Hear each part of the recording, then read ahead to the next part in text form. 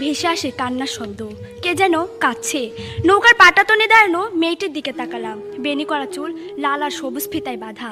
দূর থেকে বেনির শেষ প্রান্তটা পতাকার মতো মনে হয়। ঠোঁটে লিপস্টিক নেই, নাকের উপর মস্ত বড় নাকফুলটাকে মনে হয় আগ্নেয়গিরির জ্বালা মুখ। মেয়েটির কাজল ধোয়া চোখের পানি কপল গড়িয়ে ঝরে পড়ে। পিঠে ঝুলানি স্কুল ব্যাগটি শক্ত করে ধরে মেয়েটি চিৎকার করে বলে ওঠে, আমি যাবো না। প্রশ্ন করি, কোথায়? কে যেন পাশ হতে উত্তর করে, শ্বশুর বাড়িতে। ঠিক এভাবেই বাসন্তীদের জীবনের বসন্তগুলো মুছে যায় সিঁদুরে দাঁড়ায়।